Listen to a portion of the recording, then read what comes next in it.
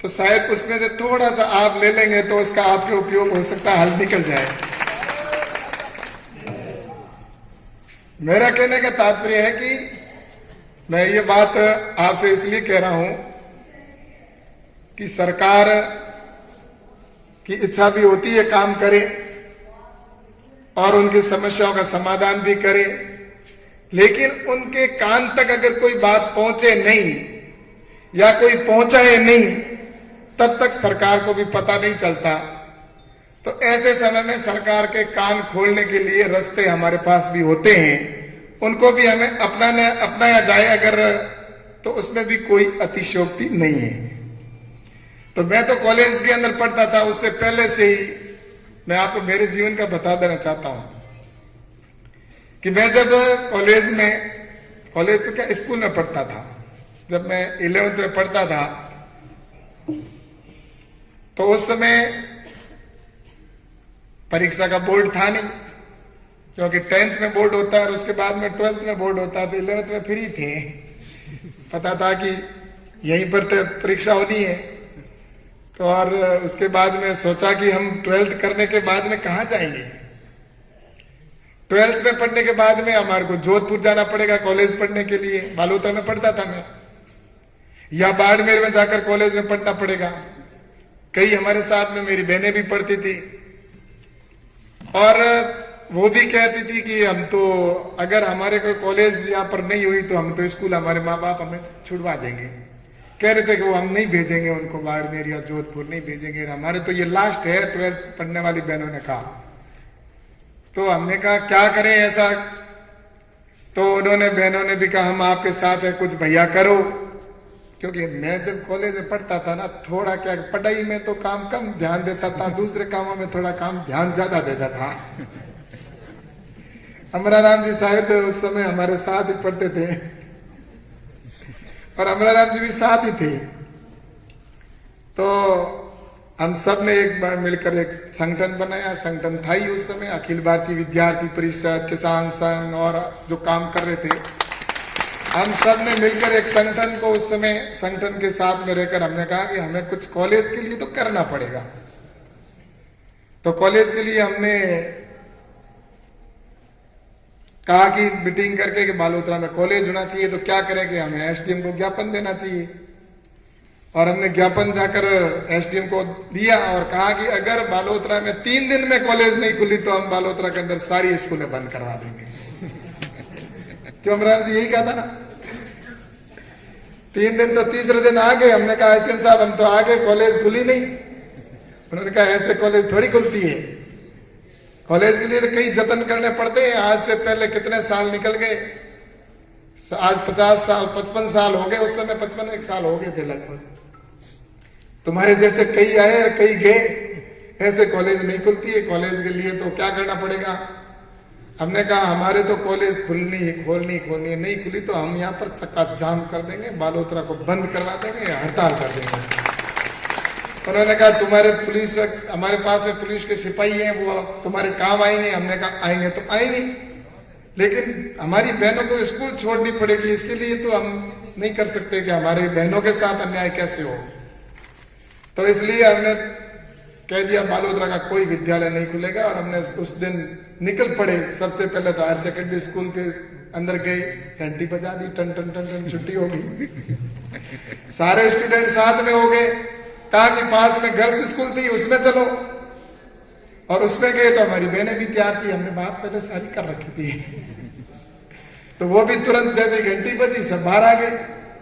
फिर वहां से कारवां चल पड़ा और जितनी भी बालोतरा के अंदर स्कूलें थी सारी स्कूलों को हमने बंद करवा दिया। एक ही दिन में कोई विद्यालय नहीं चला। और उसके बाद में लगातार 45 दिन तक कोई बालोतरा का विद्यालय नहीं खुलने दिया।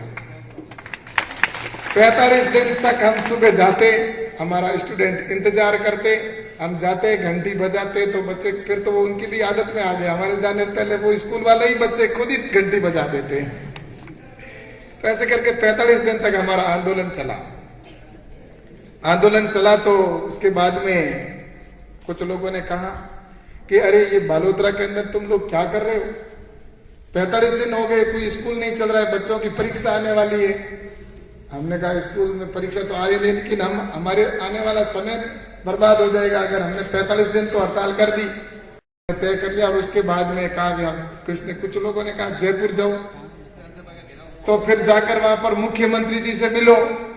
हमारे जयपुर की दिशा ही नहीं देखी हुई, क्योंकि उस समय जब पढ़ रहे थे उस समय छोटे थे और 10वीं तक तो दिक्कत अलाउ था, पैंट अलाउ ही नहीं था। क्यों? अमराराम जी की हाइट तो यही थी, लेकिन 10वीं में पढ़ते थे उस समय भी निकर पहनते थे। और 11th और 12th के अंदर पैंट अलाउ था। तब आधे तो निकर वाले, आधे पैंट वाले। हमने तय किया अपने तो चलो रेल में जयपुर भैरू सिंह जी से मिलते हैं। और भैरू सिंह जी के पास में जब हम यहाँ से रवाना हुए मिलने के लिए, तो हमारे पास में उस समय ट्रेन चलती थी, अभी तो मालानी चलती है, उस समय आगरा फोर्ट चलती थी। आगरा फोर्ट चलती थी तो आगरा फोर्ट में 450 स्टूडेंट हम सब उस गाड़ी के अंदर बैठ गए। 450 स्टूडेंट थे और 11th और 12th के ऊपर का कोई लड़का हमारे साथ नहीं, कोई बड़ा आदमी साथ में नहीं, सिर्फ स्टूडेंट। 450 स्टूडेंट बैठे तो थोड़ी देर में ट्रेन में टीटी आ गया। टीटी आया तो बोला कि भाई टिकट। हमने कहा भारत माता की जय। उसने कहा भाई यहाँ तो टिकट का काम तो मुश्किल ही है। और उसके बाद हम जयपुर पहुंच गए। जयपुर पहुंचे तो भैरू सिंह जी से मिले। सुबह 7 बजे का टाइम था, सर्दियों का समय था, जल्दी चले गए। हमारे तो वो बाकी के तो 10 बजे तक पहुंचते हैं, जो आंदोलनकारी रोज जिनका काम होता है। हमारे कई शिक्षक संघ वाले भी यहाँ बैठे होंगे, तो वो 10 बजे पहुंचते हैं, उनके 11 बजे लोकसभा विधानसभा शुरू होती है, घेराव करते हैं। लेकिन हमने तो हमारा काम 7 बजे ही कर दिया, क्योंकि हमारे दूसरे किसी को जानते नहीं थे। ट्रेन से उतरे सीधा भैरू सिंह जी के बंगले, तो वहां गए तो पुलिस वाले भाई ये यहाँ पे भी खड़े हैं, वैसे वहां पे भी हैं, क्योंकि सब जगह ये तो मिलेंगे ही। तो उन्होंने कहा भाई तुम कहाँ से आए हो? तो हमने कहा हम तो बालोतरा से आए हैं, हमारे कॉलेज खुलवानी है। उन्होंने कहा ऐसे कॉलेज थोड़ी खुलती है, इतने सुबह जल्दी कहाँ से आ गए तुम लोग? हमने कहा हम तो बालोतरा से आए हैं और हमारे कॉलेज खुलवानी है, जब तक नहीं खुलेगी हम यहाँ से नहीं उठेंगे। सब बैठ गए।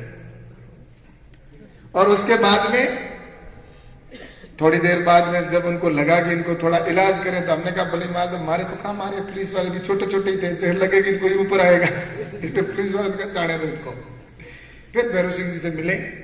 भैरू सिंह जी ने अंदर बुलाया और भैरू सिंह जी ने कहा हमें कि थोड़ी देर बिठाया, इधर उधर की बातें की। फिर कहा ऐसा है, हमने कहा हमारे तो एक ही था कॉलेज, बार बार करे थे उसको ठहरो थोड़ी देर, दूसरी बात करते ऐसे करके। फिर कहा कि अच्छा तुम लोगों को दूध पिलाओ, इनको बिठाओ, दूध पिलाया, फिर अच्छी सेवा भी की। फिर कहा हमारे दूध तो पी लिया, अब कॉलेज का तो करो कुछ। तो कॉलेज वाली तो सुने ही नहीं, दूसरी बातें करेंगे, उधर कौन है, रात पे कैसा है, काल है, जमाना नेड़ी बातें करनी शुरू कर दी। हमने कहा काल और जमाना तो ठीक है, ये जरूरी है हमारे कॉलेज तो। ये तो मुझे पता है, आपके हमारे पास में ज्ञापन रोज आते, तो ज्ञापन रोज आते हैं। तो मैंने कहा ज्ञापन आते तो आपको कॉलेज खोल देनी चाहिए थी। तो क्या नहीं ऐसे थोड़ी खुलती है। मैंने कहा देखो हम आए हमारी बहनों के लिए, जरूरी है, हमारी बहनें स्कूल छोड़ देती है, इसलिए उनके लिए कॉलेज खोलना है। तो इसलिए हमारे खुद तो हम तो जोधपुर चले जाएंगे, कहीं जाकर पढ़ लेंगे, लेकिन हमारी बहनें स्कूल छोड़ देती है, इसके लिए हमारे कॉलेज खुलवानी है। तो तुम्हारा नेता कौन है? नेता हमारे तो मैं और कौन। तो उन्होंने कहा ऐसा आंदोलन मैं पहली बार देख रहा हूं। भैरू सिंह जी ने ये शब्द कहे थे, ऐसा पहली बार है कि जिसमें सिर्फ स्टूडेंट ही दिल्ली जयपुर तक पहुंच गए। तो उसके बाद कहा तुम्हारी मांग मैं जरूर मानूंगा। और उन्होंने कहा कि तुम्हारे कॉलेज खुल जाएगी। तो मैंने कहा अभी घोषणा करो। मैंने कहा ऐसे घोषणा थोड़ी होती है, अभी विधानसभा शुरू होगी 10-12 दिन बाद में, तब तुम्हारे वहां मैं घोषणा करूंगा। और उसके बाद में हमने कहा आप बाहर चल के कहो। मैंने कहा ऐसे थोड़ी बाहर चल के कोई मुख्यमंत्री कहता है, हम वहां ज्ञापन के देते थे ना एसडीएम को, बाहर आके ज्ञापन लो, बाहर आके ज्ञापन लो, ऐसा वहां पे भी कह दिया।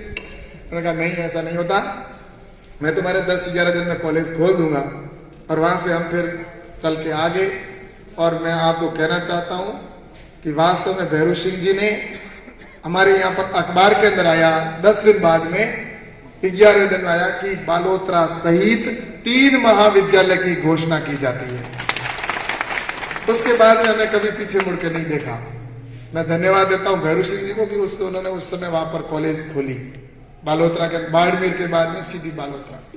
और उसके बाद में अगर पुण्य कार्य किया तो वसुंधरा राजे जी की सरकार के अंदर बाड़मेर जिले में सबसे ज्यादा यहाँ पर महाविद्यालय खुले। तो मैं वसुंधरा जी को भी बहुत बहुत धन्यवाद देना चाहता हूँ।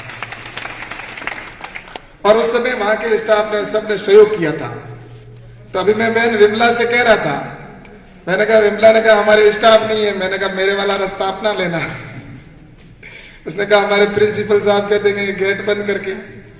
अभी हमने दिया था वो ताला थोड़ी देर में खुलवा दिया। तो उन्होंने उस समय हमारा सपोर्ट किया था। वैसे आप भी गुरुवर इन बच्चों के लिए आने वाले समय के अंदर सहयोग करना। और ये सरकार बहरी गूंगी जो राजस्थान की सरकार है, उसको जब तक नाक में नकेल कसकर अपन अगर उनसे काम नहीं कराएंगे तब तक वो नहीं करेंगे। क्योंकि वो सरकार जो आई है ना, झूठ मूठ के सारे यहां तक पहुंची है। उन्होंने पहले भी कहा था, सबको कहा था, किसानों के लिए भी कहा, किसानों का संपूर्ण कर्जा माफ कर देंगे। वो क्यों? कोई कर्जा माफ नहीं। और युवाओं को मेरे को कहा था कि 3500 रुपए बेरोजगारी भत्ता दे देंगे। भत्ता आया 3500 रुपया है, कोई एनएसयू वालों के आए होंगे। तो इस तरह से एबीवीपी वालों को वो अलग खाता है, एनएसयू वालों के अलग खाता है। तो उनके उधर जाते होंगे।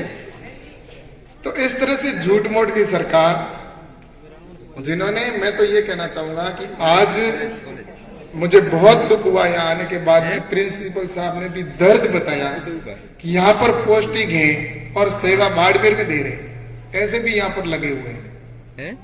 इसलिए मेरा एक ही कहना है कि आने वाले समय के अंदर मैं भी सरकार से, राजस्थान की सरकार से बात करूंगा, राजस्थान सरकार के मंत्री से बात करूंगा कि हमारे गुड़ामालानी तो है ही, लेकिन बाड़मेर और राजस्थान के अंदर आने वाले समय के अंदर हमारे जो आने वाला कल है, भारत का भविष्य है, उन बच्चों के लिए, उन बहनों और भाइयों के लिए हमारे स्टाफ की कमी नहीं होनी चाहिए। उसके लिए जो भी होगा हम प्रयास करेंगे। आपको मैं विश्वास दिलाता हूं करेंगे। गुड़ामालानी के लिए भी मैं बात करूंगा और आपको चिंता नहीं करनी। आपका ये भाई आपके साथ है, कोई टेंशन मत करो। आप जहां कहोगे वहां खड़े रहकर आप इस समस्या का समाधान कराने के लिए आपका भाई ये साथ खड़ा रहेगा। और मैं तो ये भी कहना चाहता हूं कि अपन सभी अखिल भारतीय विद्यार्थी परिषद के यहाँ पर आपने इन प्रत्याशियों को जीता कर आपने भेजा है। तो मैं आप सबको धन्यवाद देना चाहता हूं कि एक राष्ट्रवादी विचारधारा के कार्यकर्ताओं को आपने जिताया है। इसके लिए आप सबको बहुत बहुत धन्यवाद देना चाहता हूं। इस देश के अंदर दो तरह की शक्तियां चल रही है। एक शक्ति वो जो राष्ट्रवादी विचारधारा की शक्ति है, तो दूसरी तरफ भारत को तोड़ने की बात करने वाली शक्ति है। और ऐसे समय के अंदर आपने भारत को जोड़ने वाली शक्ति के साथ में आपने साथ दिया और अखिल भारतीय विद्यार्थी परिषद को जीता कर भेजा। अखिल भारतीय विद्यार्थी परिषद आज से नहीं आ रहा है। और जब भारत आजाद हुआ तो आजाद होते ही 1949 के अंदर अखिल भारतीय विद्यार्थी परिषद की स्थापना की गई थी। और अखिल भारतीय विद्यार्थी परिषद का लक्ष्य एक ही है कि हमारे जो आने वाला कल है, भारत का भविष्य, उसके अंदर राष्ट्रवादी विचारधारा पहुंचे और देश के लिए जीने मरने वाले आने वाला कल तैयार हो सके। तो अखिल भारतीय विद्यार्थी परिषद की जब 1949 के अंदर स्थापना हुई, उसके बाद लगातार काम कर रहा। आज मुझे कहते हुए खुशी हो रही है कि अखिल भारतीय विद्यार्थी परिषद आज विश्व का सबसे बड़ा अगर कोई छात्र संगठन है तो वो अखिल भारतीय विद्यार्थी परिषद है।